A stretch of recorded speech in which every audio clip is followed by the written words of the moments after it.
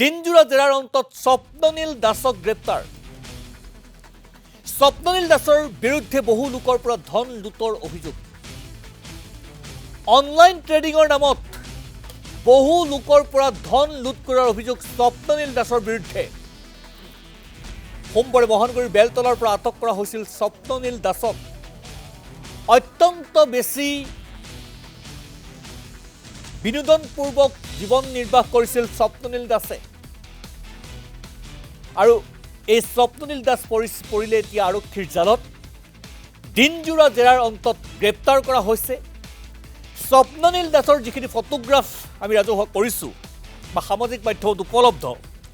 সেই ফটোগ্ৰাফখিনিয়ে কৈ দিয়ে বা কৈ যায় যে কি এক জীৱন পৰিক্ৰমাৰ মাজত আছিল স্বপ্ননীল দাস। পুলক মহন্ত মই পুনমতে সংযোজিত হ'ব বিচাৰিছোঁ, যিহেতু স্বপ্ননীল দাসক গ্ৰেপ্তাৰ কৰা হৈছে। পুলক, মই গোটেই কথাখিনি দিনজোৰা জেৰাৰ অন্তত স্বপ্ননীল দাসক গ্ৰেপ্তাৰ কৰা হৈছে। আজি পুৱা আটক কৰা হৈছিল, তাৰপিছতে মাৰাথন জেৰা অব্যাহত ৰখা হৈছিল। স্বপ্ননীল দাসৰ দৈনিক কাৰ্যক্ৰমণিকাৰ যিখিনি দৃশ্যাংশ আমি দেখিবলৈ পাওঁ বা যিখিনি ফটোগ্ৰাফ সামাজিক মাধ্যমত উপলব্ধ, স্বপ্ননীল দাসক লৈ বা স্বপ্ননীল দাস কি পৰ্যায়ৰ মানুহ সেয়া ভাবিবলৈ সাধাৰণ মানুহৰ সেয়া হয়তো কল্পনাৰ অগোচৰ হ'ব। কি কি তথ্য পাইছে আৰক্ষীয়ে? পুলক, নিশ্চয়কৈ ক'ব লাগিব, এই মুহূৰ্তত সেই কথাটো স্পষ্ট হৈছে যে ইতিমধ্যে গ্ৰেপ্তাৰ হৈছে। কিছু সময় পিছতে হয়তো স্বাস্থ্য পৰীক্ষা কৰিবলৈ লৈ যোৱা হ'ব। কিন্তু আৰক্ষীয়ে সোধপোছত যিখিনি কথা পোহৰলৈ আহিছে, তাৰ ভিতৰত প্ৰথমটো কথা হৈছে যে তেওঁ যি এটা প্ৰতিষ্ঠান খুলিছিলে, যিটো নাম আছিলে TAFL, অৰ্থাৎ যিটো প্ৰতিষ্ঠানত প্ৰায়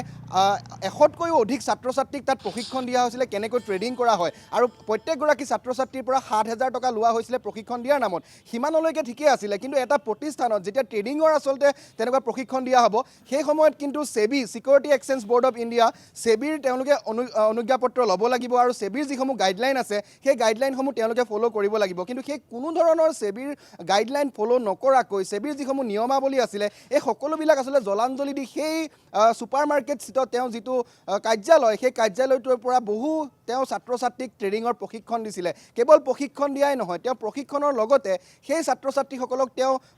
উপদেশ দিছিলে যে কোনটো শ্বেয়াৰত তেওঁ কিমান টকা লগালে কিমান প্ৰফিট হ'ব, সেই পৰ্যন্ত তাত তেওঁলোকক শিকাইছিলে। কাৰণ প্ৰেক্টিকেল ক্লাছ যিহেতু তাত হৈছিলে, এজন ছাত্ৰ ছাত্ৰীৰ বাবদ 7,000 টকা এডমিশ্যন ফিজ লৈছিলে, আৰু তাৰ লগতে বিভিন্ন শ্বেয়াৰত যিহেতু তেওঁ ট্ৰেডিঙৰ নামত পইচা ইনভেষ্ট কৰিবলৈ বা টকা ইনভেষ্ট কৰিবলৈ দিছিলে, গতিকে এটা মোটা অংকৰ ধন আৰক্ষীয়ে এই মুহূৰ্তলৈকে আচলতে গণনা কৰিব পৰা নাই বা পোহৰলৈ অহা নাই যে কিমান কোটি টকাৰ হ'ব পাৰে। আৰক্ষীয়ে ধাৰণা কৰিছে যে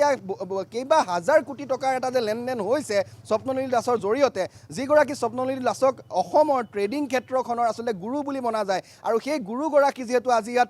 দিনজোৰা মাৰাথন চলিছে, গতিকে তেওঁ যিসকল শিষ্য আছিলে, সেই শিষ্যসকলো কিন্তু পুৱাৰ ভাগৰ পৰা আহি ইয়াত খাপ পিটি আছে। এই বৰ্তমানেও দিছপুৰ থানাৰ বাহিৰৰ যিটো চৌহদ, ইয়াত কিন্তু এটা চেপা উত্তেজনা বিৰাজ কৰি আছে। আমি পৰিৱেশটো দেখুৱাইছোঁ, এতিয়াও একাংশ স্বপ্ননীল দাসৰ যি ছাত্ৰ ছাত্ৰী, তেওঁলোক আহি ইয়াত ভিৰ কৰি আছে। তাৰ সমান্তৰালকৈ আমি যদি থানাৰ ভিতৰৰ ভাগৰ পৰিৱেশ দেখুৱাওঁ, ইয়াত কিন্তু আৰক্ষীৰ লগতে যি CRPF বাহিনী আছে, তেওঁলোককো ইয়াত মোতায়েন কৰা হৈছে। কাৰণ যিকোনো সময়ত যিকোনো পৰিস্থিতি হোৱাৰ আশংকা আৰক্ষীয়ে কৰিছে, যাৰ বাবে এনেধৰণৰ ব্যৱস্থাপনা কৰা হৈছে। আৰক্ষীৰ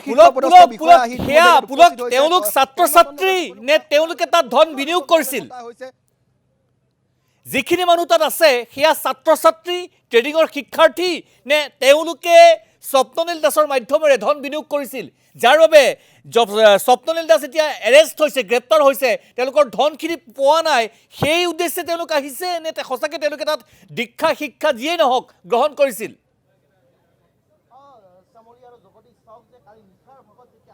চাওক, বাহিৰত আহি যিসকল শিক্ষাৰ্থীয়ে পুৱাৰ ভাগৰ পৰাই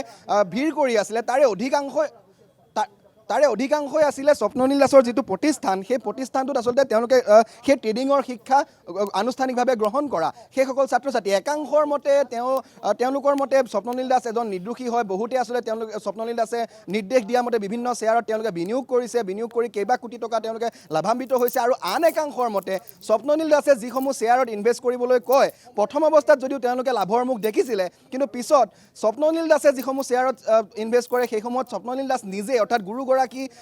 লাভৱান হয় কিন্তু যিসকল শিক্ষাৰ্থী বা ছাত্ৰ ছাত্ৰী আছিলে তেওঁলোকে যিসমূহ শ্বেয়াৰত আচলতে এডভাইচ কৰে যে আমুকটো শ্বেয়াৰত তোমালোকে ইমান টকাকৈ লগাবা সেইসমূহ শ্বেয়াৰৰ পৰা কিন্তু তেওঁলোকে লাভৰ মুখ দেখা নাছিলে বৰঞ্চ লোকচানৰ সন্মুখীন হৈ আছিল আৰু কোনো ছাত্ৰ ছাত্ৰীয়ে যদি তেওঁলোকক স্বপ্ননীল দাসক যদি প্ৰশ্ন কৰে তেনেহ'লে কয় আজিৰ তাৰিখত মাৰ্কেট বেয়া আছে হয়তো দ্বিতীয় দিনত সেইখিনি টকা ৰিকভাৰী হ'ব অৰ্থাৎ তেনেধৰণৰ প্ৰলোভন দিয়া হৈছিলে আৰু যিয়েই আচলতে চক্ৰটো চলাই আছিলে সেই চক্ৰটো চলোৱাৰ বাবে যেনেধৰণৰ অনুমতি সেবিৰ তৰফৰ পৰা ল'ব লাগে সেবিৰ তাত যেনেকৈ ৰেজিষ্ট্ৰেশ্যন কৰিব লাগে বা যিসমূহ গাইডলাইন থাকে সেই গাইডলাইনসমূহ কিন্তু মনা নাছিলে আৰক্ষীৰ সোধপোছত সেইসমূহ কথা পোহৰলৈ আহিছে পৰিয়ালৰ লোকক ইয়ালৈ মতা হৈছে পৰিয়ালৰ লোককো বিভিন্ন লোকে এই মুহূৰ্তত সেই জেৰা চলাই আছে যিগৰাকী এডিচিপি মৈত্ৰী ডেকা তেওঁ আহি উপস্থিত হৈছে কিছু সময় পূৰ্বে দিছপুৰ আৰক্ষী থানাত আৰু তেওঁকো কিন্তু এই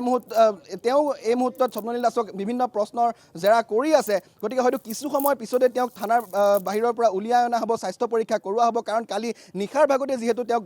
আটক কৰা হৈছিলে 24 ঘণ্টা হ'ব কিছু সময় পাছতে গতিকে 24 ঘণ্টাৰ ভিতৰত যিহেতু স্বাস্থ্য পৰীক্ষা কৰাব লাগে গতিকে কিছু সময় পিছত হয়তো তেওঁক স্বাস্থ্য পৰীক্ষা কৰাবলৈ ইয়াৰ পৰা লৈ যোৱা হ'ব আৰু তদন্ত যে অব্যাহত থাকিব কাইলৈ দিনটোত হয়তো তেওঁক কোৰ্টত হাজিৰ কৰোৱা হ'ব আৰক্ষীয়ে নিজৰ জিম্মাত ল'ব কিছু দিন বিচাৰিব কাৰণ গোটেই চক্ৰটো কিমান দূৰলৈকে শিপাইছিলে কিমানগৰাকী তেওঁৰ ইনভেষ্টৰ আছিলে কোনে কোনে ইনভেষ্ট কৰিছিলে কিমান শিক্ষাৰ্থী আছিলে যিটো প্ৰতিষ্ঠান আছিলে সেই প্ৰতিষ্ঠানটোত শিক্ষাৰ্থীৰ সংখ্যা কিমান সেইবিলাক তথ্য কিন্তু এতিয়ালৈকে আৰক্ষীয়ে লাভ কৰা নাই যদিও বা বিয়লিৰ ভাগত সেই প্ৰতিষ্ঠানটোত আৰক্ষীয়ে গৈছিলে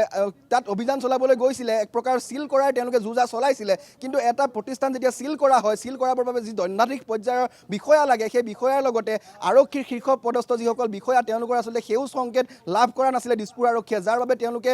যদিও গৈছিলে সেইটো চিল কৰিবলৈ কিন্তু আধাতে তেওঁলোক ঘূৰি আহিব লগা হ'ল আৰু হয়তো কাইলৈৰ দিনটোত পুনৰ অভিযান চলিব কাৰণ তাত যিটো তেওঁৰ কাৰ্যালয় সেইটো ইতিমধ্যে দেখিছে নিশ্চয় মই পুলক আৰু দুটা প্ৰসংগ আপোনাৰ পৰা জানিবলৈ চেষ্টা কৰিম যে প্ৰথম কথাটো অভিযোগ উত্থাপিত হৈছে পুলক অভিযোগ উত্থাপিত হৈছে যে স্বপ্ননীল দাসৰ মাধ্যমেৰে সমাজৰ বহু ক্ষেত্ৰৰ বহু বিয়াগুম লোকে বিনিয়োগ কৰিছিল অৰ্থাৎ পইচা জমা দিছিল তাত আৰক্ষী আছে তাত চিকিৎসক আছে তাত সাংবাদিক আছে তাত অধিবক্তা আছে তাত সমাজৰ বিভিন্ন পৰ্যায়ৰ বিভিন্ন শ্ৰেণীৰ লোকে স্বপ্ননীল দাসৰ মাধ্যমেৰে ধনৰ বিনিয়োগ কৰিছিল যিসকলে এতিয়া মুখলজ্জাৰ বাবে হওক বা আইনী মেৰপেচৰ কাৰণে হওক আহিব পৰা নাই সন্মুখলৈ অহা নাই এই কথাখিনি কিমান দূৰ সত্য কিমান দূৰ গ্ৰহণযোগ্য পুলক নিশ্চয় এটা কথা ক'ব লাগিব আমি যিমানেই আচলতে তেওঁলোকৰ কাষ চাপিবলৈ বিচাৰিছোঁ যিসকল বিনিয়োগকাৰী আছিলে বা যিসকল ছাত্ৰ ছাত্ৰী আছিলে যোনে তাত অধ্যয়ন কৰিছিলে তেওঁলোকে কিন্তু কেমেৰাৰ সন্মুখত তেওঁলোকৰ মুখ দেখুৱাবলৈ বা কেমেৰাৰ সন্মুখত কথা ক'বলৈ তেওঁলোকে কিছু শংকা প্ৰকাশ কৰিছে কাৰণ হৈছে তেওঁলোকে আশাত আছে এতিয়াও আশাত আছে কাৰণ বহুতেই কেইবা কোটি টকা বা কেইবা লাখ টকা এনে বহু আমি লোক পাইছোঁ দিনৰ ভাগত দিছপুৰ থানাত কোনোবাই 20 লাখ টকা লগাইছে কোনোবাই 25 লাখ টকা লগাইছে কোনোবাই যদি 10 লাখ টকা লগাইছে কোনোবাই নিজৰ ঘৰৰ মাটি বাৰী বিক্ৰী কৰি টকা লগাইছে কেৱল ছাত্ৰ ছাত্ৰী বা সৰ্বসাধাৰণ লোকেই নহয় স্বপ্ননীল দাসে যি আচলতে সপোন দেখুৱাইছিলে যে এক ৰাতিতে তেওঁ মানুহক কিমান টকা লাভান্বিত কৰিব পাৰে সেই সপোনত কিন্তু সেই জালখনত বহু শিক্ষিত লোকে ভৰি দিছিলে তাৰ ভিতৰত অন্যতম হৈছে আৰক্ষীৰো বহু শীৰ্ষ লোকে সেই জালত ভৰি দিছিলে যিমান দূৰ আমাৰ হাতলৈ খবৰ আহিছে বহু সাংবাদিক আছে এনে সেই সাংবাদিকসকলেও কিন্তু ইনভেষ্ট কৰিছিলে স্বপ্ননীল দাসৰ তাত তাৰ সমান্তৰালকৈ অধিবক্তা কওক বা আৰক্ষী শীৰ্ষপদস্থ বিষয়া কওক বা আন বিষয়া কওক এই সকলোবিলাকে কিন্তু স্বপ্ননীল দাসৰ সেই যিখন তেওঁ এখন বেলেগ পৃথিৱী দেখুৱাইছিলে তেওঁ বেলেগ এটা সপোন দেখুৱাইছিলে সেই সপোনৰ মায়াজালত কিন্তু সকলোৱে ভৰি দিছিলে আৰু তেওঁলোক সৰ্বশান্ত হৈছে আজি যাৰ ভয়ত তেওঁলোকে আজি মুখ মেলিবলৈ আচলতে সংবাদ মাধ্যমৰ আগত শংকা প্ৰকাশ কৰিছে পুলক মই আৰু এটা কথা আপোনাৰ পৰা জানিবলৈ চেষ্টা কৰিম যে সামাজিক মাধ্যমত কিছু প্ৰচাৰ চলিছিল বিভিন্ন ধৰণৰ ব্যক্তিয়ে এই ধৰণৰ স্বপ্ননীল দাসেই হওক বা অন্যান্য এই ধৰণৰ ব্যৱসায়ৰ লগত জড়িত যিটো অসাধু ব্যৱসায় বা অবৈধ ব্যৱসায় বুলি আমি ক'ম তেখেতসকলক প্ৰমোশ্যন কৰিছিল বিভিন্ন ইউটিউবাৰে প্ৰমোশ্যন কৰিছিল বিভিন্ন সামাজিক ক্ষেত্ৰত প্ৰমোশ্যন কৰা হৈছিল তেওঁলোককো তদন্তৰ আওতালৈ আনিবৰ বাবে একাংশই দাবী কৰিছিল বা একাংশই বিচাৰিছিল সেই কথাখিনি আৰক্ষী সূত্ৰই কিবা সদৰি কৰিছে নেকি পুলক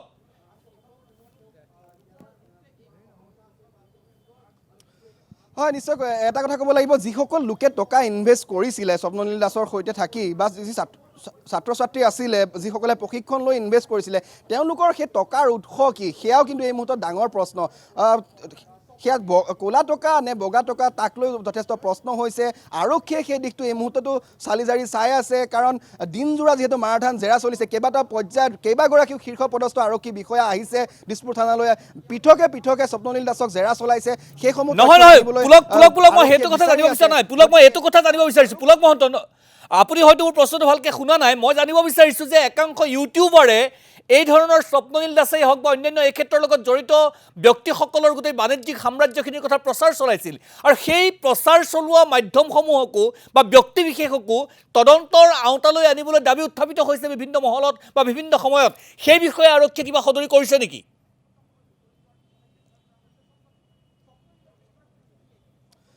কিছু কাৰিকৰী বিজুতিৰ বাবে মই আচলতে আপোনাৰ প্ৰশ্নটো পোনপটীয়াকৈ এই মুহূৰ্তত শুনিবলৈ পোৱা নাই কিন্তু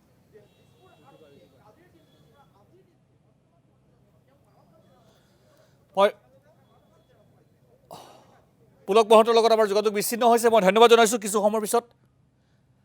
কিছু বিৰতিৰ পিছত বা কিছু সময়ৰ পিছত পুনৰ চেষ্টা কৰিম পুলক মহন্তৰ লগত যোগাযোগ স্থাপন কৰিবৰ কাৰণে মই পুনৰবাৰ উল্লেখ কৰিছোঁ যে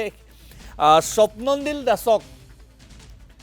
গ্ৰেপ্তাৰ কৰা হৈছে আৰু এইটো ক্ষেত্ৰত পুনৰ আমি যিটো প্ৰশ্ন আৰক্ষীৰ পৰা জানিবলৈ চেষ্টা কৰিব বিচাৰিছিলোঁ বা আৰক্ষী সূত্ৰই কিবা সদৰি কৰিছে নেকি সেই কথা জানিব বিচাৰিছোঁ পুলক মহন্তৰ জৰিয়তে কিন্তু পুলক মহন্তৰ লগত কিছু কাৰিকৰী বিজুতি হৈছে আমাৰ প্ৰশ্নটো আছিল বা বিভিন্ন মাধ্যমত সজোৰে উত্থাপিত প্ৰশ্নটো হৈছিল যে বিভিন্ন ইউটিউবাৰেই হওক বা সামাজিক মাধ্যমতে হওক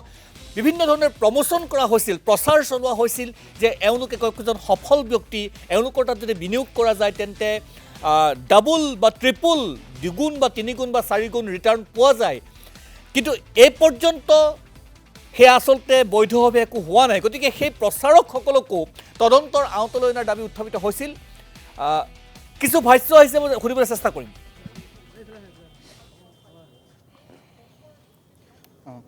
চবেই যে কৈ আছে স্বপ্ননীল দাস প্ৰবঞ্চক কাৰোবাৰ ইমান টকা লছ হ'ল হয় কোনোবা এজনে শিকিব নোৱাৰিব পাৰে ডক্টৰ পঢ়িবলৈ বা এখন স্কুলত চবেই যায় তাৰ পৰা যে চবেই বেষ্ট হৈ ওলাই আহিব সেইটো নহয় কোনোবা এজন ফেইল কৰিব কোনোবা এজন ফাৰ্ষ্ট ডিভিজন থাৰ্ড ডিভিজন মই এটা বস্তু দেখাইছোঁ চব এইটো মই ফ্ৰেছ কৰি দেখাইছোঁ আকৌ মই চব কাটি দিছোঁ এইটো চব এইটো মই দেখাইছোঁ এইটো এপ ষ্ট'ৰ মই খুলিলোঁ এপ ষ্ট'ৰ খুলিলোঁ এইটো আপোনালোকে কেমেৰা জুম কৰি লওক আৰু এইটো কাইট জিৰ'দা হয়নে ভেৰিফাই এপল প্লে ষ্ট'ৰ হ'ল চৰি আপডেট হৈ গৈছে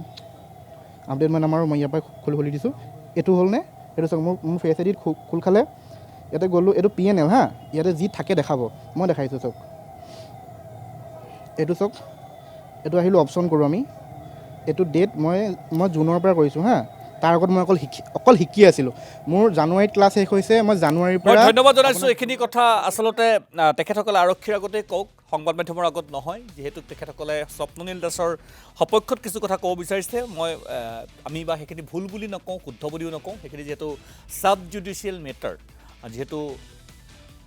গোটেই বিষয়টো বিচাৰৰ আওতাত আছে গতিকে আৰক্ষীৰ আগত তেখেতসকলে সদৰি কৰিব পাৰে যি তেখেতসকলৰ হাতত প্ৰমাণ আছে